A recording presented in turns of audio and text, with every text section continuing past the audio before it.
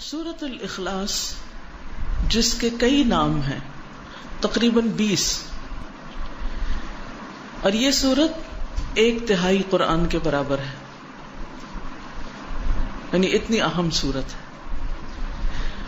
گویا اگر آپ اس کو سمجھ جائیں تو 1/3 قرآن آپ کو سمجھ آ گیا، کیونکہ قرآن مجید میں 3 طرح کے احکامات ہیں، 3 طرح کے علوم ہیں: توحید، احکام اور قصص۔ یا تو عقیدے کی بات ہے، یا پھر اللہ تعالیٰ کے احکامات ہیں جن پر ہمیں عمل کرنا ہے، یا پھر گزشتہ قوموں اور انبیاء کے واقعات اور قصص ہیں۔ تو اس صورت میں ایمان اور خاص طور پر توحید کی بات ہے، اللہ سبحانہ و تعالیٰ کا تعارف ہے۔ کچھ لوگ نبی صلی اللہ علیہ وسلم کے پاس آئے اور کہنے لگے کہ آپ ہمیں اپنے رب کا نسب بیان کیجیے۔ اس پر اللہ سبحانہ و تعالیٰ نے یہ سورت نازل فرما دی: قل هو اللہ احد اللہ الصمد لم یلد ولم یولد ولم یکن لہ کفوا احد، کہ اللہ سبحانہ و تعالیٰ تو ایک ہے، اللہ بے نیاز ہے، اس نے کسی کو جنم نہیں دیا، نہ وہ کسی سے جنم دیا گیا۔ گویا جس طرح تم اس کو جاننا چاہتے ہو، اس کی یہ پہچان نہیں، وہ تو احد ہے، ایک ہے، یکتا ہے، لاسانی ہے، اس جیسا کوئی اور ہے ہی نہیں، اپنی ذات میں، اپنی صفات میں، اپنے ناموں میں، ہر چیز میں کامل، مکمل، پرفیکٹ، ہر عیب سے پاک، ہر شریک سے پاک، ہر مثال سے پاک، بیٹے سے پاک، بیٹیوں سے پاک، بیوی سے پاک، ساتھیوں سے، ہمسر، ہر ایک سے پاک۔ هو اللہ احد، وہ ایک ہے، اور ولم یکن لہ کفوا احد، اور اس کا کوئی ایک بھی ہمسر نہیں، اس جیسا کوئی ہے ہی نہیں، لیس کمثلہ شیء، کوئی اس کا ہمسر نہیں۔ تو یہ اللہ سبحانہ و تعالیٰ کا ایک تعارف ہے۔ اس سورت کی اتنی زیادہ اہمیت ہے کہ نبی صلی اللہ علیہ وسلم اسے صبح فجر کی سنتوں میں سے دوسری رکعت میں پڑھا کرتے تھے، قل یا ایھا الکافرون کے ساتھ، پہلی رکعت میں وہ، دوسری میں یہ۔ اسی طرح مغرب کی سنتوں میں بھی یہ روٹین تھی آپ کی، ہمیشہ یہی پڑھتے تھے۔ گویا دن چڑھے بھی اور دن کے غروب ہونے پر کی نمازوں میں سورۃ الاخلاص، اسی طرح وتر کی آخری رکعت میں بھی سورۃ الاخلاص، دوسری رکعت میں قل یا ایھا الکافرون، اور رات کی آخری نماز کیا ہے؟ وتر۔ رات کی آخری نماز میں، دن کی پہلی نماز میں، سورج غروب ہونے کے ساتھ کی نماز میں، ان سب نمازوں میں۔ بلکہ 2 صحابہ کے بارے میں آتا ہے کہ وہ تو ہر نماز کی ہر رکعت میں سورۃ الاخلاص پڑھتے تھے، ان کو اتنی زیادہ محبت تھی اس سورت کے ساتھ کہ وہ مستقل طور پر اس کو پڑھتے تھے۔ اسی طرح ہم دیکھتے ہیں کہ نبی صلی اللہ علیہ وسلم طواف کی 2 رکعتوں میں بھی اس کو پڑھنے کا حکم دیتے ہیں، آخری رکعت میں۔ پھر ہر نماز کے بعد،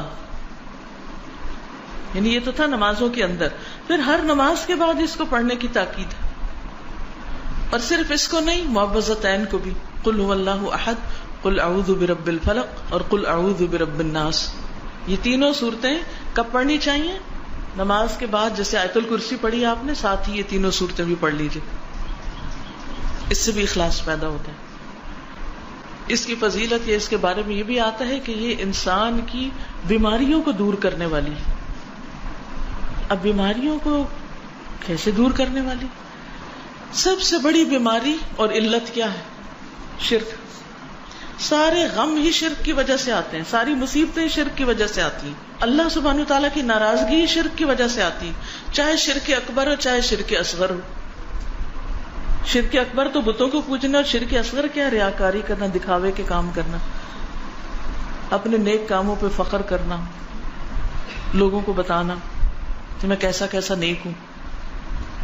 تو اس کا علاج کیا ہے کہ انسان قل هو اللہ احد پڑھے۔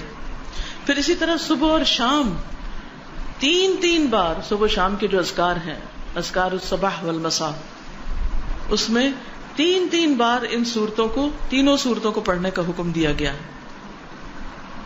اور اس سے بھی انسان کو بہت فائدہ ہوتا ہے، ہر طرح کے وسوسوں سے نجات ملتی ہے. پھر اسی طرح رات کو سوتے وقت کس طرح پڑھی جاتی ہے؟ رات کو سوتے وقت 3 دفعہ. مثلا نبی صلی اللہ علیہ وسلم جو طریقہ بتایا وہ کیا ہے؟ ہتھیلیوں کو جوڑ کر اس میں پڑھا جائے قل هو اللہ احد، قل اعوذ برب الفلق، قل اعوذ برب الناس، یعنی مکمل صورتیں. پھر ہاتھ میں پھونک ماری جائے، پھر سر، اور سر کے بعد اگلے حصے میں چہرے، اور چہرے کے بعد جسم کے اگلے حصے پہ پھیرا جائے جہاں تک ہاتھ جاتا ہے. ٹھیک ہے، بازو وغیرہ سب کچھ جہاں جہاں آپ کا ہاتھ جاتا ہے. پھر دوسری بار اسی طرح ہاتھ جوڑ کے قل هو اللہ احد، قل اعوذ برب الفلق، قل اعوذ برب الناس، سر، چہرہ، اگلا حصہ، اور پھر پچھلا جہاں تک ہاتھ پہ. پھر تیسری بار اسی طرح 3 بار آپ نے اپنے آپ کو روزانہ رات کو سوتے وقت دم کرنا ہے. اب ذرا آپ گنیں کتنی بار ہو گئی یہ صورت؟ 5 نمازوں کے بعد، وتر میں، 2 سنتوں میں، صبح شام کے اذکار میں 3 بار، اور پھر رات کو 3 بار. ہم اس سورت کو سورت الفاتحہ سے بھی زیادہ بار پڑھتے ہیں دن میں. اور اگر کوئی بیمار ہو جائے، خصوصاً کسی کو جن پڑ جائے یا کوئی روحانی بیماری ہو جائے، کوئی جادو ہو، کچھ ہو، تو اس کے لیے جو رقیہ کیا جاتا ہے اس میں بھی ان صورتوں کو پڑھنا لازم ہے، اس میں بھی پڑھیے.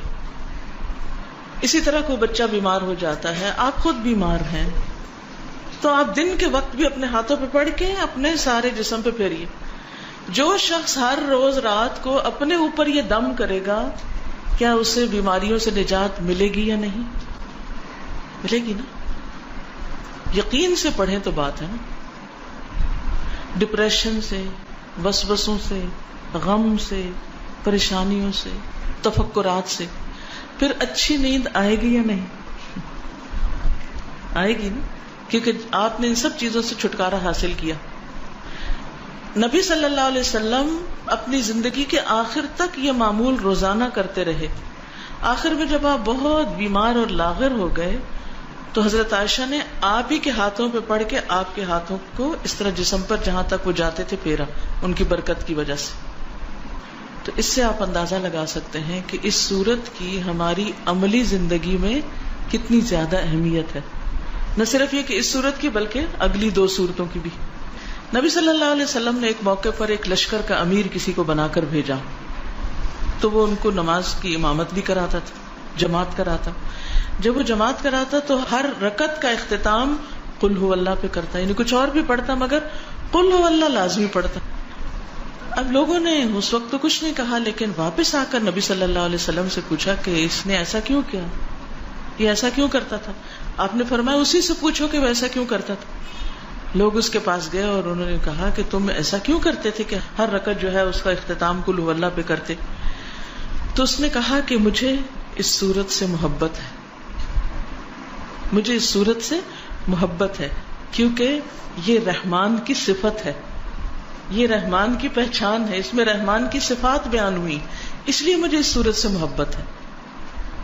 تو مجھے اللہ سے محبت ہے، لہٰذا میں اللہ کی صفات ہر رکعت میں بیان کرتا ہوں. یعنی اس کو یوں لگتا تھا جیسے اللہ سبحانہ وتعالیٰ کی صفت بیان نہ کی تو گویا جیسے نماز مکمل نہ ہوئی.